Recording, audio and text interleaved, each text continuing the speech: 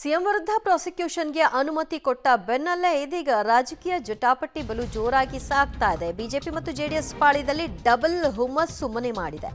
ಮೈಸೂರು ಮೂಡ ಪಾದಯಾತ್ರೆ ಜಯ ಅನ್ನೋ ಖುಷಿಯಲ್ಲಿ ದೋಸ್ತಿ ನಾಯಕರಿದ್ದಾರೆ. ಹೈಕಮಾಂಡ್ಗೆ ಕಂಪ್ಲೀಟ್ ರಿಪೋರ್ಟ್ ಅನ್ನ ರವಾನಿಸಿದೆ ರಾಜ್ಯ ಬಿಜೆಪಿಯ ಟೀಮ್. ಸಿಎಂ ವಿರುದ್ಧ ರಾಜೀನಾಮೆಗೆ ಒತ್ತಡ ತಂತ್ರವನ್ನ ಈಗ ಅನುಸರಿಸಲಿಕ್ಕೆ ಮುಂದಾಗ್ತಾ ಇದ್ದಾರೆ. ಈಗಾಗಲೇ ಒಂದು ಸುತ್ತಿನ ಪಾದಯಾತ್ರೆಯನ್ನ ದೋಸ್ತಿ ನಾಯಕರು ನಡೆಸಿದ್ರು. ಅದರ ಯಶಸ್ಸಿನ ಫಲ ಅಂತ ಅವರು ಇದನ್ನ ಬಣ್ಣಿಸ್ತಾ ಇದ್ದಾರೆ.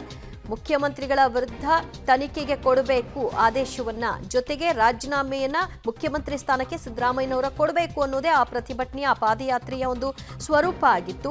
ಅದರ ಒಂದು ಭಾಗ ಅವರು ಗೆದ್ದಿದ್ದಾರೆ. ಆದರೆ ಸಿಎಂ ರಾಜೀನಾಮೆ ಪಡೆಯುವಂತಹ ವಿಷಯದಲ್ಲಿ ಮುಂದುವರಿಯುತ್ತೆ ನಮ್ಮ ಹೋರಾಟ ಅಂತ ಕೂಡ ಹೇಳಿದ್ರು.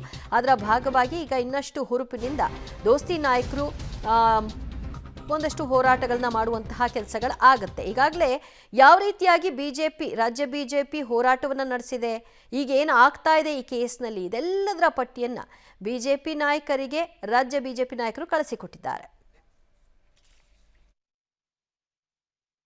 ಹೋರಾಟ ಇರತಕ್ಕಂಥದ್ದು ವ್ಯಕ್ತಿ ಅಲ್ಲ, ನಮ್ಮ ಹೋರಾಟ ಇರತಕ್ಕಂಥದ್ದು ಆಗಿರೋ ಅಕ್ರಮ ಬಯಲಿಗೆ ಬರಬೇಕು, ತಪ್ಪಿತಸ್ಥರಿಗೆ ಶಿಕ್ಷೆ ಆಗಬೇಕು. ಮತ್ತು ಈ ಹೆಸರಲ್ಲಿ ಸುಮಾರು 400-500 ಸೈಟ್ಗಳು ಮೂಡಾದಲ್ಲಿ ಪರಭಾರೆಯಾಗಿದೆ, ಬೇರೆ ಬೇರೆ ಹೆಸರಿಗೆ ಆಗಿದೆ ಅನ್ನೋದು ಮಾಹಿತಿ ಇರತಕ್ಕಂಥದ್ದು. ಇದನ್ನ CBI ತನಿಖೆ ಕೊಡಬೇಕು ಅನ್ನೋದು ನಮ್ಮ ಬೇಡಿಕೆ ಇತ್ತು. ಆ ದೃಷ್ಟಿಯಿಂದ ಸತ್ಯಾಸತ್ಯತೆ ಏನು ಇದ್ರ ಹೊರಬರಲಿ, ಅದಕ್ಕೆ ಯಾರೇ ಆದ್ರೂ ಕೂಡ ತಯಾರಾಗಿರಬೇಕು. ಸತ್ಯಾಸತ್ಯತೆ ಹೊರಗಡೆ ಬರಲಿ. ಗವರ್ನರ್ ಅವರು ಇವತ್ತು ಏನು ಅನುಮತಿಯನ್ನು ಕೊಟ್ಟಿದ್ದಾರೆ, ಅದರ ಮುಖಾಂತರ ಯಾರು ಸುಮಾರು 86,000 ಜನ ಸೈಟ್ಗೋಸ್ಕರ ಅಪ್ಲೈ ಮಾಡಿ ಕಾಯ್ತಾ ಇದ್ರು ಜಾತಕ ಪಕ್ಷಿಗಳಿಗೆ, ಅವರಿಗೆ ಸಂದಂಥ ಜಯ ಅಂತ ನನಗನ್ನಿಸ್ತಾ ಇದೆ. ಈ ಥರ ದ್ವೇಷ ರಾಜಕಾರಣ ಮಾಡೋಕ್ಕೆ ಹೋದರೆ ಕಾಂಗ್ರೆಸ್ ಅವ್ರದ್ದು 100 ಹಗರಣಗಳು ಇದೆ, 100 ಇದೆ.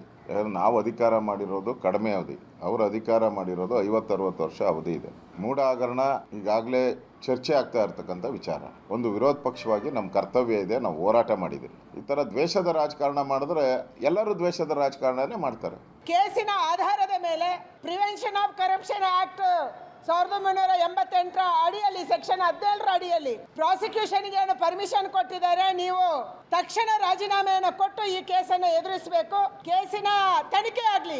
ನೀವು ನಿರಪರಾಧಿ ಅಂತ ಕಂಡು ಬಂದ್ರೆ ಮುಂದೆ ನಿಮ್ಗೆ ಸಹಜವಾಗಿ ನಿಮ್ಮ ಹತ್ರ 135 ಸೀಟ್ ಇದೆ, ಆವಾಗ ನಿಮ್ಮ ಪಕ್ಷ ನಿರ್ಧಾರ ಮಾಡಬಹುದು.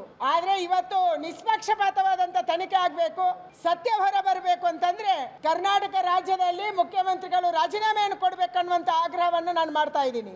ಇವತ್ತು ಮುಖ್ಯಮಂತ್ರಿಗಳು ನಾಳೆ ಅದು ಪ್ರಾಸಿಕ್ಯೂಷನ್ ಪರ್ಮಿಷನ್ ಕೊಟ್ಟು ಕೇಸ್ ಫೈಲ್ ಮಾಡಿ ಅದು ಎನ್ಕ್ವೈರಿ ಸ್ಟಾರ್ಟ್ ಆಗಿ ಅಲ್ಲಿವರೆಗೆ ಸುಮ್ಮನಿರ್ತಾರೋ ಅಥವಾ ತಕ್ಷಣವೇ ರಾಜೀನಾಮೆ ಕೊಡ್ತಾರೋ ಅನ್ನುವಂಥದ್ದು ಅವರು ಯೋಚನೆ ಬಿಟ್ಟಂಥದ್ದು. ಆದರೆ ನಾನು ಹೇಳುವಂಥದ್ದು ಇವತ್ತು ಅವರ ನೈತಿಕ ಹೊಣೆ ಹೊತ್ತು ತಕ್ಷಣವೇ ತಮ್ಮ ಮುಖ್ಯಮಂತ್ರಿ ಸ್ಥಾನಕ್ಕೆ ರಾಜೀನಾಮೆ ಕೊಡಬೇಕು ಮತ್ತು ಇಂಪಾರ್ಷಿಯಲ್ ಇನ್ವೆಸ್ಟಿಗೇಷನ್ಗೆ, ತನಿಖೆಗೆ ಅವಕಾಶ ಕೊಡಬೇಕು ಅನ್ನುವಂಥ ಒತ್ತಾಯವನ್ನು ನಾನು ಮಾಡ್ತೇನೆ. ಮತ್ತು ಇದ್ರ ಮೇಲೆ ಚಾಲೆಂಜ್ ಮಾಡುವಂಥದ್ದು ಮತ್ತೊಂದು ಮಾಡಿದರೆ ಅದು ಸರಿಯಲ್ಲ ಅನ್ನುವಂಥದ್ದನ್ನು ಈ ಸಂದರ್ಭ ಹೇಳ್ತೇನೆ. ಅದಕ್ಕಾಗಿ ಅವರು ರಾಜೀನಾಮೆ ಕೊಟ್ಟು ಮನೆಗೆ ಹೋಗೋದು ಅನಿವಾರ್ಯ, ಅದು ಬಿಟ್ಟು ಬೇರೆ ದಾರಿ ಇಲ್ಲ ಅಂತ ನಾನು ಹೇಳ್ತೇನೆ. ಈ ಮೂಢ ಹಗರಣದಲ್ಲಿ ಯಾವ ಅನ್ಯಾಯ ಆಗಿದೆ, ಅವ್ಯವಹಾರಗಳಾಗಿದೆ, ಆ ಎಲ್ಲವೂ ಕೂಡ ತನಿಖೆಯಾಗಿ ಸತ್ಯ ಹೊರಗಡೆ ಬರಬೇಕು ಅನ್ನೋದಾದ್ರೆ ಈ ಭ್ರಷ್ಟಾಚಾರ, ಇದರಾಗಿರುವಂಥ ಇಲ್ಲಿಗ್ಯಾಲಿಟೀಸು, ಇರ್ರೆಗ್ಯುಲಾರಿಟೀಸು ಇವೆಲ್ಲವೂ ಕೂಡ ತನಿಖೆಗೆ ಒಳಪಡಬೇಕು ಅಂತಾದ್ರೆ ಈ ತನಿಖಾ ದನಗಳಿಗೆ ಒಂದು ಫ್ರೀ ಹ್ಯಾಂಡ್ ಇರಬೇಕು.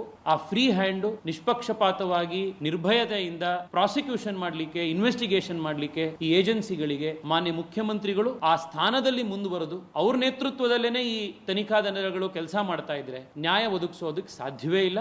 ಈ ಕಾರಣಕ್ಕೆ ಮಾನ್ಯ ಮುಖ್ಯಮಂತ್ರಿಗಳು ನೈತಿಕ ಹೊಣೆಯನ್ನು ಹೊತ್ತು ಮುಖ್ಯಮಂತ್ರಿ ಸ್ಥಾನಕ್ಕೆ ರಾಜೀನಾಮೆ ಕೊಡಬೇಕು ಅನ್ನುವಂಥ ಆಗ್ರಹವನ್ನು ಬಿಜೆಪಿಯ ನಾಯಕರುಗಳು, ಬಿಜೆಪಿಯ ರಾಜ್ಯದ ಅಧ್ಯಕ್ಷರಿಗಾಗಲೇ ಮಾಡಿರೋದಕ್ಕೆ ನನ್ನ ಧ್ವನಿಯನ್ನು ಕೂಡಿಸ್ತಾ ಇದ್ದೇನೆ.